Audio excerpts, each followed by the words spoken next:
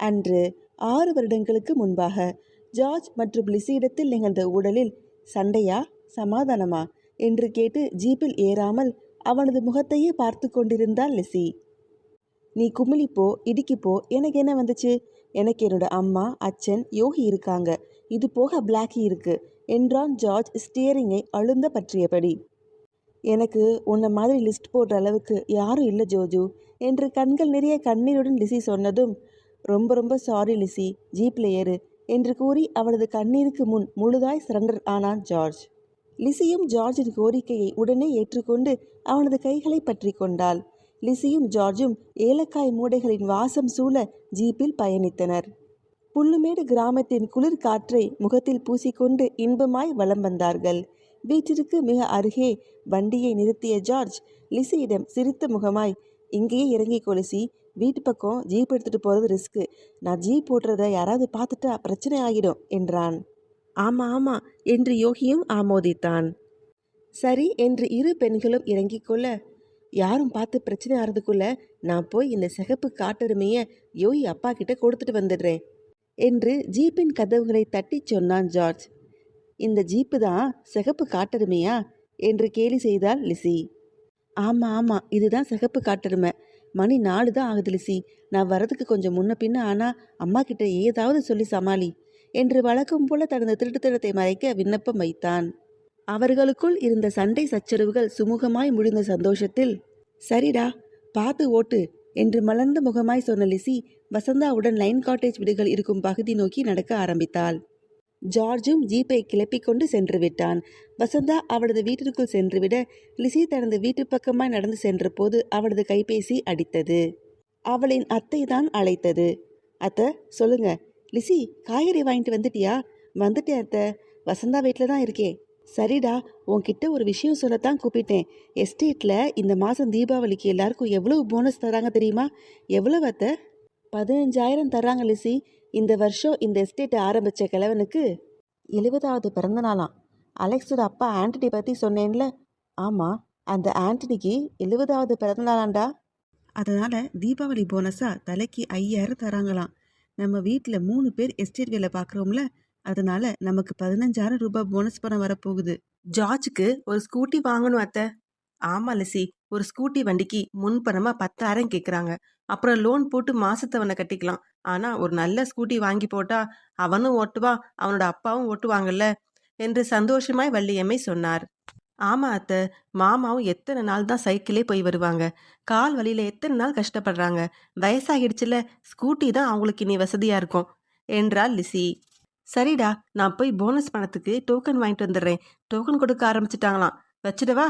சரிங்க அத்தை என்று கூறி லிசி கைபேசியை அணைத்துவிட்டு காய்கறி கூடைக்குள்ளே போட்டாள். லைன் காட்டேஜ் வீடுகளுக்கும் வசந்தாவின் வீட்டிற்கும் 2 நிமிட நடைப்பயணம் மட்டுமே. வசந்தாவின் வீடு வந்ததும், சரிப்பா நான் வீட்டுக்கு போறேன் என்றாள் லிசி. இப்போ என்ன அவசரம்? காலையில் 4 மணிக்கு எழுந்து அரைகுறையாக குளிச்சது. இப்போ வெயிலில் அலைஞ்சு திரிஞ்சு ஒரே வியர்வை வாடப்பா. முதல்ல நான் வீட்டுக்கு போய் குளிக்கணும் என்று லிசி சொல்ல, நீயும் உன் அத்தையும் அந்த இட்லி கடையில் என்னதான் வருமானம் பார்க்குறீங்களோ, தினம் தினம் 4 மணிக்கு எழுந்து மாங்குன்னு வேலை பார்க்குறீங்க என்று வசந்தா அழுத்து கொண்டாள். சின்ன அளவுலையாவது வருமானம் வருதுல, அதை விட்டு தள்ளு வசந்தா. இந்த காய்கறி கூட இங்கேயே இருக்கட்டும், குளிச்சதும் உன் வீட்டுக்கு வந்துடுறேன். அப்புறமா காய்கறியில் நம்ம 2 பேரும் சேர்ந்தே சரி பார்க்கலாம்ப்பா என்று லிசி சொன்னதும் வசந்தாவின் முகம் பிரகாசமானது. தனது வீட்டிற்கு சென்று குளித்து உடை மாற்றிவிட்டு மீண்டும் வசந்தாவின் வீட்டுக்கே வந்துவிட்டாள் லிசி. ஜார்ஜும் வள்ளியம்மையும் வீட்டில் இல்லை என்றால் லிசிக்கு பொழுதே போகாது. அதனால் அத்தையும் ஜார்ஜும் வரும் வரை வசந்தாவின் வீட்டிலே பொழுதை போக்கிட நினைத்தாள் லிசி. லிசி வந்து சேர்ந்ததும் இருவரும் சேர்ந்து பரமபதம் விளையாடினார்கள். விளையாடி முடித்த பின்னர், வாப்பா காய்கறிகளை கை பார்த்து பிரித்து வைக்கலாம் என்று வசந்தா லிசியை கூப்பிடவும், ஆமால காய்கறி அப்படியே கூடையில கிடக்கோ, மறந்தே போயிட்டேன் வசந்தா. அத்தை இட்லி கடைக்காக மொத்தமாக காய் வாங்கி வர சொன்னாங்க, அதான் நிறைய காய்கறி சேர்ந்து போச்சு. காய்கறி கடைக்காரன் பிளாஸ்டிக் கவர் தரமாட்டேன்னு சொன்னதால எல்லா காய்கறியும் கலந்து கிடக்கு. லிசி மலைத்தாள். 2 பேரும் சேர்ந்து பிரித்து வச்சிடலாம், 10 நிமிஷம் வேலை என்று வசந்தா நட்பாய் சொன்ன போது லிசியின் கைபேசி அடித்தது. காய்கறிகளோடு கலந்து விட்டிருந்த கைபேசியை கூடையில் இருந்து தேடி எடுத்த லிசி 1 நிமிடம் அசைவற்று நின்றாள். ஏன் என்றால் கைபேசி திரையில் அலெக்ஸ் டிரைவர் ஷாம் காலிங் என்ற எழுத்துக்கள் ஒளிர்ந்தன. கைகள் நடுங்க கைபேசியை எடுத்து ஹலோ என்றாள் லிசி. லிசி, நான் அலெக்ஸ் ஐயாவோட வீட்டு டிரைவர் ஷியாம் பேசுறேன். நீ இப்ப என்ன பண்ற? நேரா மெயின் ரோட்டுக்கு வந்துடு. நான் என்னோட ஜீப்ல வெயிட் பண்ணிட்டு இருக்கேன். அலெக்ஸ் ஐயா வீட்டுக்கு போனோம், சரியா என்றது மறுமுனை. லிசி பதிலே பேசாமல் இருக்கவும் கடுப்பான டிரைவர், இன்னும் 20 நிமிஷத்துல நீ இங்க இருக்கணும் லிசி. உங்க வீட்டு ஆளுங்களுக்கு தீபாவளி போனஸ்க்கு டோக்கன் வேணுமா வேணாமா என்று கூறிவிட்டு அழைப்பை துண்டித்தான். கைகள் நடுங்க கைபேசியை அணைத்த லிசி வசந்தாவிடம் விஷயத்தை சொன்னதும் ஒரு மூச்சு அழுது புலம்பினாள். இதுக்கு தான் எங்க குடும்பமே எஸ்டேட் வேலை பார்க்கறது லிசி. என்ன பெத்தவங்களும் நானும் பெட்டி கடை வருமானமே போதும்னு இருக்கோம். அலெக்ஸோட அப்பா லைன் காலேஜ் வீடு கொடுத்தப்ப கூட என்னோட அப்பா அதை வேணான்னு சொல்லிட்டு ஏற்றத்துல இருக்க இந்த புறம்போக்கு இடத்துல குடிசைக்கு போட்டுக்கிட்டாராம்.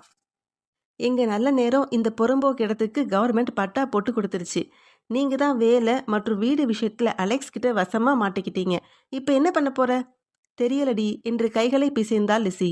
அப்போது அவளது கைபேசி விழாது அழைத்து கொண்டே இருந்தது. கோபத்துடனும் எரிச்சலுடனும் அழைப்பை ஏற்றாள் லிசி. என்ன லிசி, இன்னும் வர காணோம்? உன்னோட அப்பனும் வள்ளியத்தையும் டோக்கன் வாங்க வரிசையில நிக்கிறாங்க தானே? டோக்கன் கொடுக்க சொல்லவா வேணாமா என்று ஈவு இரக்கமில்லாமல் கேட்டான் அந்த டிரைவர் ஷாம். டோக்கன் கொடுங்க என்று அவசரமாக பதில் சொன்னாள் லிசி. உடனே மறுமுனையில் பயங்கர திருப்தி போலும் லிசியின் காதினில் சிரிப்பு சத்தம் கேட்டது. அரை மணி நேரத்துல வந்து சேரு என்று சட்டென பதில் கூறிவிட்டு கைபேசியை அணைத்து விட்டது மறுமுனையில் இருந்த அந்த மிருகம். தன்னையே கவனிக்கும் வசந்தாவிடம், நான் பெரிய வீட்டுக்கு போற விஷயத்த யார்கிட்டையும் சொல்லக்கூடாது என்றாள் லிசி. லிசி, போகாத, ஏன் மேல சத்தியம், யார்கிட்டையும் மூச்சு விடாத என்ற லிசி வசந்தாவின் முகம் பார்க்காமல் மெல்ல மெயின் ரோட்டிற்கு சென்றாள். சிகப்பு நிற ஜீப்பின் பின் சீட்டில் ஏறினாள். அவள் ஏறியதும் டிரைவர் ஷாம் அவள் பக்கமாக திரும்பி கடும் கோபத்துடன், ஒரு தடவை போன் போட்டு கூப்பிட்டா வர முடியாது, 2 தடவை போன் போடணுமா என்று அதட்டினான். லிசி பதிலே பேசாமல் அமைதியாக வேறு பக்கமாக திரும்பி வேடிக்கை பார்த்தாள். மலை பாதைகளின் வழியே ஜீப் செல்ல ஆரம்பித்தது. ஷாம் என்றுமே தனது எஜமானனின் பெண்களிடம் அத்துமீறியதில்லை. ஒரு சின்ன பார்வை கூட பார்ப்பதில்லை. அவன் நாய் இனத்தைச் சேர்ந்தவன் என்பதை இவ்விஷயத்தில் நிரூபித்தான். ஜீப் சென்று கொண்டிருந்த பாதை ஆள் நடமாட்டமில்லாத பாதை. மனிதர்கள் நடமாட மாட்டார்கள். ஆனால் சிறுத்தை புலி, காட்டுப்பன்றி, யானை போன்ற வனவிலங்குகள் சில நேரம் கண்ணில் படும். இன்னும் இருட்டத் தொடங்கவில்லை. அதனால் இந்நேரத்தில் விலங்குகளை பற்றிய பயம் இல்லை. தெற்கு கேட்டை கடந்து ஒரு நீளமான தாரோட்டில் 1 நிமிடம் பயணித்த பிறகு அந்த 3 அடுக்கு பங்களாவிற்கு முன் இருந்த போர்ட்டிகோவில் கார் நுழைந்தது.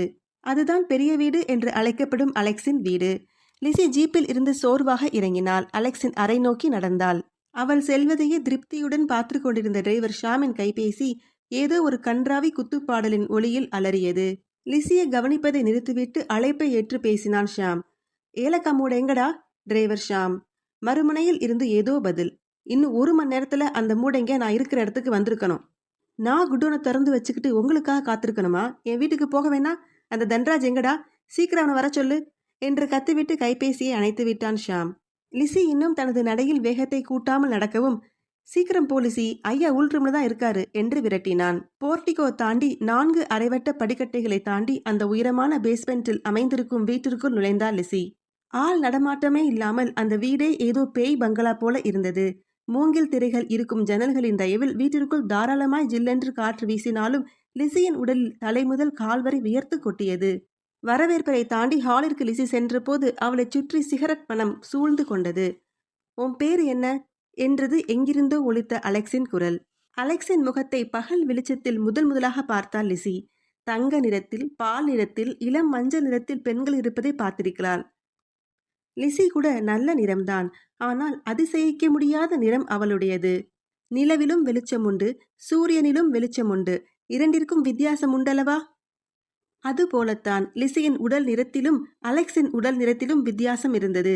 வெயிலில் கருத்த, பனியில் சுருங்கிய ஆண் தேகத்தையே இந்நாள் வரை பார்த்திருந்த லிசி அலெக்ஸின் பளீர் வெள்ளை நிறத்தை கண்டு ஒரு கணம் அசைவற்று நின்றாள்.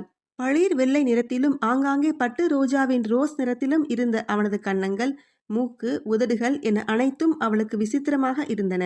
அவனது மீசையும் கற்றையாக வெட்டப்பட்டிருந்த முடியும் தான் அவன் ஆண் என்பதை விளக்கின. அதிசய பிறவியை பார்த்தது போல லிசி அரண்டு நின்றாள். உன் பேர் என்ன என்று அலெக்ஸின் ரோஸ் நிற உதடுகள் அதிகாரமாய் கேட்டன. லிசி என்று ஸ்விட்ச் தட்டியது போல பதில் சொன்னாள் லிசி. அட்டகாசமாய் சிரித்தான் அலெக்ஸ். பிறகு, எனக்கும் உன் பேரு தெரியும். நீ சொல்லும்போது எப்படி இருக்கும்னு நினைச்சு பார்த்துருக்கேன். அதே போலத்தான், எக்ஸாக்ட்லி அதே போலத்தான் இப்ப நீ உன்னோட பேரை சொன்ன. அதான் சிரிச்சேன் என்று தனது சிரிப்பிற்கு அர்த்தம் சொன்னவனை பயந்தபடியே பார்த்து கொண்டு நின்றாள் லிசி. அலெக்ஸிற்கு அவளது கண்களில் இருந்த பயம் அப்பட்டமாக தெரிந்தது. அவளது பயத்தை போக்கிட இலகுவான பேச்சை ஆரம்பித்தான். அன்னைக்கு விடியறதுக்கு முன்ன ஓடிட்ட. ஏன் லிசி?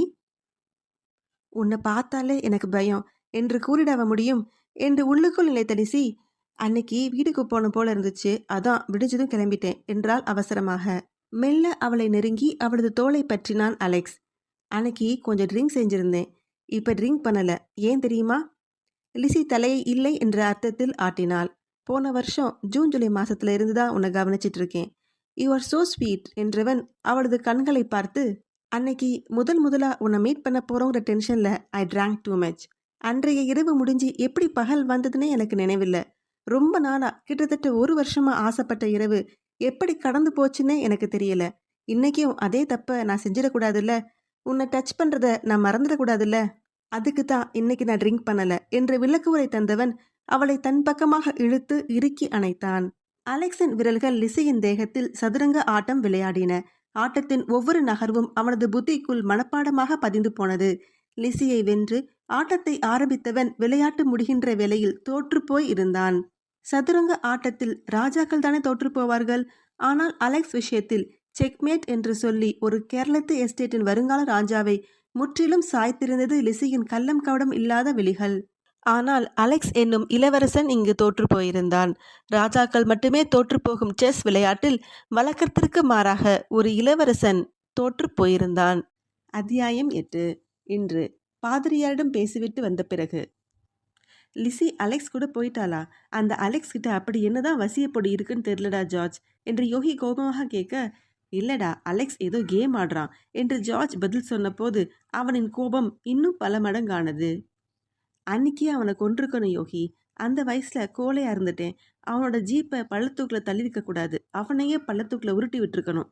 இப்ப என்னடா பண்ண போறோம் என்று யோகி கேட்டுக்கொண்டிருந்த போது, நாம பிறந்து வளர்ந்த ஊருக்கு போகணும்னு சொன்னில, வசந்தாவை பார்க்கணும்னு ஆசைப்பட்டியில, உன் ஆசை நிறைவேற போகுது என்றபடி தனது கைபேசியில் கூகுள் மேப் ஆன் செய்தான் ஜார்ஜ். புல்லுமேடுவுக்கா போக போறோம் என்று யோகி கேட்டுக்கொண்டிருந்த போது ஜார்ஜின் கைபேசியின் கூகுள் மேப்பில் ஒரு பெண்ணின் குரல், exactly 51.1 kilometres to Pullumedu, take NH 183 road என்றது. இனி நடக்கப் போகும் மோதலை நினைத்து யோகியின் இதயம் திக் திக் என்று அடித்து கொண்டது. சரியாக 1 மணி நேரம் 20 நிமிடங்கள் கழித்து இடுக்கில் இருந்து புல்லுமேடு கிராமத்தை இணைக்கும் முக்கிய மலைப்பாதைக்கு இருவரும் வந்து சேர்ந்தார்கள். அதன் பிறகு 2 கொண்டை ஊசி வளைவுகளில் அவர்களது கிராமம் வந்துவிட்டது. வழி நெடுகிலும் அமைதியாகவே கார் ஓட்டிய ஜார்ஜ் புல்லுமேடு வந்த பிறகு, வசந்தாவுக்கு கால் போடு யோகி என்று பேசினான். சரிடா என்ற யோகி வசந்தாவிற்கு அழைத்து, ஹலோ வசந்தா, நானும் ஜார்ஜு கிராமத்துக்கு வந்திருக்கோம். உன் வீட்டுக்கு இன்னும் 20 நிமிஷத்துல வந்துடுவோம். வீட்டுக்கு வரலாம்ல என்று கேட்டான். மறுமுனையில் இருந்து தேவையான பதில் கிடைத்துவிடவே, வசந்தா வீட்டில் தான் இருக்கலாம், நம்மளை வர சொன்னாடா என்று ஜார்ஜிடம் சொன்னான் யோகி. புல்லுமேடு பஸ் ஸ்டாண்டில் இருந்து 1 கிலோமீட்டர் தூரத்திற்கு சற்றே வளைந்து நெளிந்த பாதையில் பயணப்பட்டான் ஜார்ஜ். நம்ம புல்லுமேடு பஸ் ஸ்டாண்ட் கொஞ்சம் பெருசாகிருக்கு இல்லையா ஜார்ஜ்? ஆம் என்று தலையாட்டினான் ஜார்ஜ். புல்லுமேடு பஸ் ஸ்டாண்ட் என்ற சொல்லை கேட்டதும் அவனது மனதுக்குள் ஆயிரம் எண்ணங்கள், இனிப்பும் கசப்பும் நிறைந்த பழைய காலத்து நினைவுகள் மனதுக்குள் சங்கடங்கள் எழுப்பிட, பஸ் ஸ்டாண்டின் பக்கமாக பார்வையை திருப்பாமல் வசந்தாவின் வீடு நோக்கி காரை செலுத்தினான் ஜார்ஜ். குமிழிக்கு படிக்கச் செல்லும் முன் வரை சில திருமண நிகழ்ச்சிகளுக்கு தனது அத்தையுடன் தான் லிசி செல்வாள். அப்போதெல்லாம் லிசியின் வரவுக்காக அவன் காத்திருந்தது இன்றும் அவனது நினைவில் இருக்கிறது. பஸ்ஸில் இருந்து இறங்கையிலேயே சிரித்த முகமாய், 2 நாளும் என்னடா பண்ண ஜோஜு, நல்லா ஊர் சுத்தினியா என்று கேட்டபடி வருபவளின் கண்களில்தான் அவன் மேல் எத்தனை ஆசைகள் இருந்தன.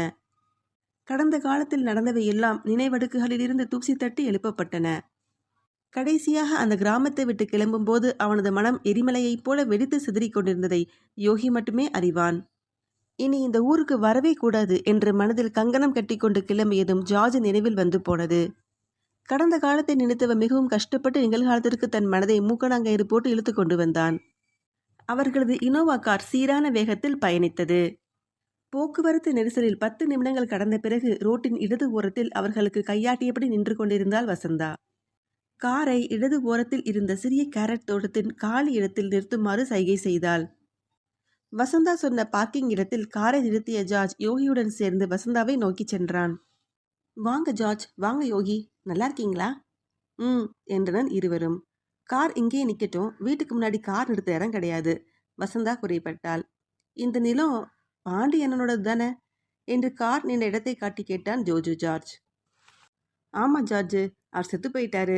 அவரோட பையன்தான் கேரட் விளைச்சல் இப்ப கவனிச்சுக்கிறான். அவனோட கார் ஷெட் தான் இது. உங்க கார் இங்கே நிக்கட்டும், அவன் ஒன்றும் சொல்ல மாட்டான்.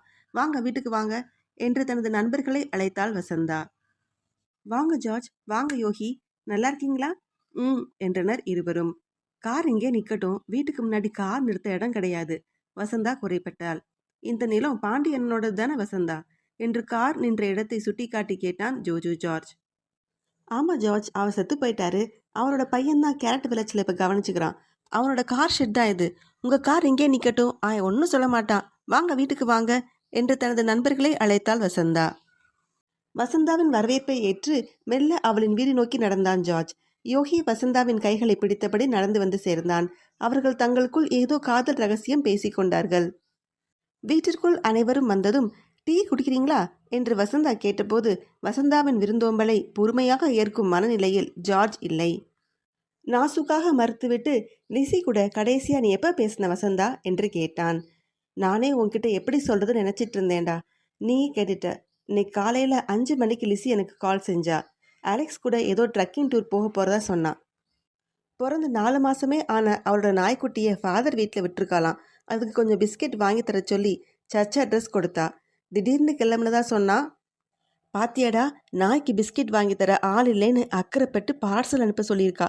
ஆனா உன்னை பத்தி துளி கூட அவ நினைக்கல. உன்கிட்ட எந்த விபரம் சொல்லாம போயாச்சு. இப்ப போனும் சுவிட்ச் ஆஃப் என்று யோகி கடுப்பானான். ஜார்ஜ் பதில் பேசவில்லை. அவனோடு போறதுக்கு எப்படி ஒத்துக்கிட்டா? எங்க போயிருப்பாங்க என்று யோகி வசந்தாவிடம் கேட்க, அலெக்ஸ் வழக்கமா ட்ரெக்கிங் போற இடத்துக்கு போக போறதா சொன்னான். மேற்கொண்டு விபரம் கேட்கறதுக்குள்ள டவர் கிடைக்கல, கால் கட் ஆயிடுச்சு என்று வசந்தா சொன்னாள். ட்ரெக்கிங் போறதுனா எந்த இடத்துக்கு போவாங்க என்று யோகி யோசிக்க, கெவி ஃபாரஸ்ட் ஏரியாவுக்கு தான் அலெக்ஸ் அடிக்கடி ட்ரெக்கிங் போவான். லிசி அவனோடு அங்கதான் போயிருக்கணும் என்றான் ஜார்ஜ். ஒருத்தனோடு தனியாக ஃபாரஸ்ட் ஏரியாவுக்கு போயிருக்கானா என்ன அர்த்தம் ஜார்ஜ்? அவனோடு கூட்டு சேரத்தான் பிரியப்படுறான்னு அர்த்தம். நாம சென்னைக்கு போயிடலாண்டா, வாடா என்றான் யோகி. ஆமா ஜார்ஜ், லிசி இப்பெல்லாம் அடிக்கடி அலெக்ஸ் பற்றி தான் பேசுறா. உன்னை பத்தி என்கிட்ட அவ பேசுறதே இல்லை. அவ மனசுல நீ இல்லவே இல்லை ஜார்ஜ். அவளை மறந்துட்டு சென்னைக்கு போ என்றாள் வசந்தாவும். எனது லிசி உன் கூட அலெக்ஸ் பத்தி பேசுவாளா? அவனோட லிசிக்கு கான்டாக்ட் இருக்கா? யோகி ஆச்சரியப்பட்டான். இது என்ன கேள்வி? அவனோடு 6 மாசமா லிசி தொடர்புல தான் இருக்கா. ஏன் உனக்கு தெரியாதா ஜார்ஜ்? உனக்கு தெரியும் தான் நான் நினைச்சேன் என்று கூறிவிட்டு உதட்டை கடித்து கொண்டாள் வசந்தா. என்கிட்ட ஏன் இதை பத்தி சொல்லல என்று யோகி பாய்ந்த போது, நீ கேட்டியா? லிசி பத்தி அலெக்ஸ் பத்தி ஒரு வார்த்தையாவது கேட்டியா? அதான் சொல்லல என்றாள் வசந்தா. இந்த தடியே 2 நாளா தான் லிசியை கல்யாணம் பண்ண போதான் சொல்லிட்டு தெரியுறான். அதான் எனக்கு முன்னையெல்லாம் லிசி பத்தி கேட்க தோணல என்று வசந்தாவிடம் ஒத்துக்கொண்ட யோகி ஜார்ஜிடம், இப்ப என்ன பண்ண போற மச்சி என்று கேட்டான். யோகிக்கு பதில் கூறாமல் வசந்தாவிடம் திரும்பிய ஜார்ஜ், வசந்தா, லிசி நாய் வளர்க்கறது எனக்கு தெரியாது என்றான். இது கூட தெரியாதா? சுத்தம் என்று யோகி கடுப்பானான். யோகியின் விமர்சனத்தை ஒதுக்கி அவனை முறைத்துவிட்டு, அவளோட நாய் பேரு என்னன்னு உன்கிட்ட சொல்லியிருக்கல வசந்தா என்று வசந்தாவிடம் மட்டும் பேசினான் ஜார்ஜ். பிளாக்கின்னு சொன்னாடா, 2 மாச குட்டியும் அது. ஓ, அதுக்கு முன்னாடி எதுவும் நாய் வளர்த்தாளா? ஆமா, அதுக்கு முன்னாடி கூட ஒரு நாய் வளர்த்தாளே. பாவம், அந்த நாய் குட்டியும் போடும்போது செத்து போச்சு. 2 வருஷமா அவளோட இருந்துச்சு ஜார்ஜ். அந்த நாய் செத்து போன போது 2 நாள் லிசி சாப்பிடவே இல்லை. அதோட பேரும் பிளாக்கி தான். ரொம்ப துருதுருன்னு இருக்கும். அந்த நாயோட போட்டோவை கூட எனக்கு அனுப்பியிருக்கா தெரியுமா என்றாள் வசந்தா. அந்த பெரிய நாய் வளர்த்த விஷயம், அந்த நாய் இறந்த போது லிசி 2 நாள் துக்கம் அனுசரிச்ச விஷயம், இது ஏதாவது உனக்கு தெரியுமா என்று யோகி ஜார்ஜிடம் அமைதியாக கேட்டான். யோகியின் குடைச்சல் பிடிக்காமல், தெரியாதுடா என்று எரிச்சலாக சொன்ன ஜார்ஜ் வசந்தாவிடம், அந்த பெரிய நாயோட பேரும் பிளாக்கியா வசந்தா என்று மும்மரமாக கேள்வி கேட்டான். இதில் என்ன இருக்கு என்று நினைத்த வசந்தா, ஆமா என்றால் குழப்பமாக. நாங்க 2 பேரும் சென்னைக்கு போலாம்னு சொன்னோம். நீ என்னடானா நாய் பற்றி விசாரிக்கிற என்று யோகி கடுப்பாக கேட்க, யோகி, லிசியோட நாயின் பெயர் என்னன்னு கவனிச்சியா என்றான் ஜார்ஜ் நிதானமான பொறுமையுடன். ஜார்ஜ் கேட்ட விஷயத்தை ஒரு நிமிடம் சிந்தித்து பார்த்த யோகி இமைக்காமல் ஜார்ஜையே பார்த்தான். யோகிக்கும் விஷயம் புரிந்து போனது. அதை அறிந்து கொண்ட ஜார்ஜ், வாடா யோகி, கெவி ஃபாரஸ்டுக்கு போய் லிசியை கடத்திட்டு வருவோம் என்றான் அமைதியான குரலில். ஆனால் யோகிக்கு இன்னும் சமாதானம் ஏற்படவில்லை. நீயும் அவளும் சின்ன வயசுல ஒரு நாய் வளர்த்தீங்க. அந்த நாயும் 3 மாசத்துல செத்து போயிடுச்சு. அந்த நாயோட பெயரே அவ வளர்த்த நாய்க்கு வச்சிருக்கா. இதுல என்ன இருக்கு? நாய்க்குட்டிக்கு பிளாக்கின்னு பேர் வச்சுட்டா உன்னை லவ் பண்றது அர்த்தமாகிடுமா? ஒரு ஆம்பளையோட தனியா ஃபாரஸ்ட் ஏரியாவுக்கு போயிருக்கா. அவன் கூட ஊர் ஊரா சுத்துறா. எனக்கு இதெல்லாம் சரியா படல மச்சி என்று யோகி தன் பங்குக்கு வாக்குவாதம் செய்ய ஆரம்பித்த போது ஜார்ஜ் தனது கார் நிற்கும் இடத்திற்கு விறுவிறுவென சென்று விட்டான். யோகி இன்னும் வசந்தாவின் வீட்டு வாசலில் அசையாது நிற்க ஜார்ஜ் கார் ஹாரனை விடாமல் அடிக்க ஆரம்பித்தான். உன்னை திருத்தவே முடியாதுடா என்று தன்னிடமே புலம்பிக் கொண்ட யோகி வசந்தாவிடம், லிசியை தேடி அலையிற ஜார்ஜை எப்படி சமாளிக்க போறேன்னு தெரியலடி. அவன் பிரச்சனையை முடிச்சிட்டு நாம பொறுமையா லவ் பண்ணலாம், ஓகே என்று காதலாய் கூறி புன்னகைத்தான். சரி யோகி என்று வசந்தாவும் கூறிட அவளது விரல்களை அழுத்தமாக ஒரு கணம் பற்றிய யோகி அவளை தன்னருகே இழுத்தான். தனது உதட்டின் அருகே வந்துவிட்டு அவளது கன்னங்களை முத்தங்களால் முழுகச் செய்தான். அதன் பிறகு ஆற அமர அவளது உதடுகளின் தேனோடையில் குளித்துவிட்டுத்தான் வசந்தாவை விடுவித்தான் யோகி. வெட்கமாய் தலை குனிந்து நின்றவளை பார்த்து, போயிட்டு வரவா என்று கேட்டான். அவள் என்று கூறி தலையாட்ட சிரித்தபடி விடை பெற்று ஜார்ஜின் கார் நோக்கி சென்றான் யோகி. ஜார்ஜின் காரில் ஏறி அமர்ந்ததும் யோகியை ஓரக்கண்ணால் பார்த்த ஜார்ஜ் யோகியின் பக்கமாக திரும்பாமல் புன்னகைத்தான். இதை கவனித்த யோகி, என்னடா இனிப்பு, லவ்வர்ஸ் என்ன கட்டி பிடிச்சு முத்தம் கொடுப்பாங்க. லவ் பண்ணுற தேடி நீ தான் ஊர் ஊரா அலையிறியே, உனக்கு எப்படி இதெல்லாம் தெரிய போகுது? ஜார்ஜின் முகம் கடுமையுற்றது. கோபப்படாத ஜோஜு, லிசியோட மனசை உன்னால முழுசா புரிஞ்சிக்கவே முடியாதுடா. அவ ஒரு அலிபாபா குகை மாதிரி. ஆசை காட்டி மோசம் செய்யும் ஆபத்தான பாதையில நீ போற மாதிரி எனக்கு இருக்குடா. லிசியை மறந்துடேன் என்று யோகி உண்மையாகவே வருத்தப்பட்டான். யோகியின் அக்கறை புரிந்து போனது முகத்தின் கடுமை விலகியது. எனக்கு ஹெல்ப் பண்ணுற சாக்கில் உன் வேலையை கரெக்டாக பண்ணுற பார்த்தியா? நண்பன் ஏகப்பத்தினி விரதனா இருக்கும்போது நீ மட்டும் பட்ட பகலில் மிட் நைட் மசாலா பார்க்குற பார்த்தியா? வசந்தா அன்னைக்கு நைட்டு முழுக்க தூங்காது என்று ஜார்ஜ் சிரித்தபடியே கேலியாக சொல்ல, பேச்சை மாத்தாத ஜார்ஜ், நானும் வசந்தாவும் ஐ லவ் யூ சொல்லி 5 வருஷம் ஆயிடுச்சு. லவ் சொல்லி பழகின எனக்கே இன்னும் வசந்தாவின் விருப்பு வெறுப்பு முழுசாக தெரியாது. எங்களுக்குள்ள இந்த புரிதல் ஏன் இல்லைன்னு நினைக்கிற? அவள் இந்த குக்கிராமத்திலையும் நான் சென்னையிலும் பிரிஞ்சிருப்பது தான் முக்கியமான காரணம். 3 மாதத்துக்கு ஒரு தரம் தான் எங்களால் சந்திக்க முடியுது. இந்த கிராமத்துக்கு என்னால் வரவே முடியல. அதனால் சென்னைக்கு வசந்த நர்சிங் கேம்ப் வரும்போது தான் மீட் பண்ணிக்கிறோம். எங்களோட நிலைமையே இப்படி இருக்கும்போது நீயும் லிசியும் கிட்டத்தட்ட 6 மாதம் ஒருத்தர் பார்த்துக்கவே இல்லை. ஒருத்தர் லவ் பண்ணுறோன்னு சொல்லிக்கல. அவள் கூட தினம் தினம் ஃபோன் பேசியிருக்க. ஆனால் அலெக்ஸ் கூட ட்ரெக்கிங் போகிற விஷயத்த அவள் உன்கிட்ட சொல்லவே இல்லை. நாய் வளர்க்குறது கூட சொல்லலை. இவ்வளவு ஏன் அலெக்ஸோடு அவள் பேசி பழகிற விஷயத்த சொல்லவே இல்லை.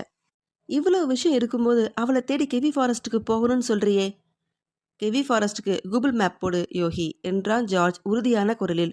இவ்வளவு சொல்கிறேன், கூகுள் மேப் போடுடா அதட்டினான் ஜார்ஜ். அவளுக்கு அலெக்ஸ் தான் பிடிச்சிருக்கு மச்சி. ஆரம்பத்துல இருந்தே அவள் அலெக்ஸோட ஆளு தான். இதை ஏன் உன் மனசு ஏற்றுக்க மாட்டேங்குது? எந்த காரணத்துக்காக ஏற்றுக்க மாட்டேங்குது? அதை சொல்லு முதல்ல என்றான் யோகி. லிசி அவளோட நாய்க்குட்டிக்கு பிளாக்கின் தான் பேர் வச்சிருக்கா யோகி. அந்த ஒரு விஷயம்தான் எனக்கு சாதகமாக இருக்குது. அதனால தான் நாம் லிசியை தேடி இப்போ கெவி ஃபாரஸ்ட்டுக்கு போக போகிறோம் என்றான் ஜார்ஜ் இறுதி முடிவாக.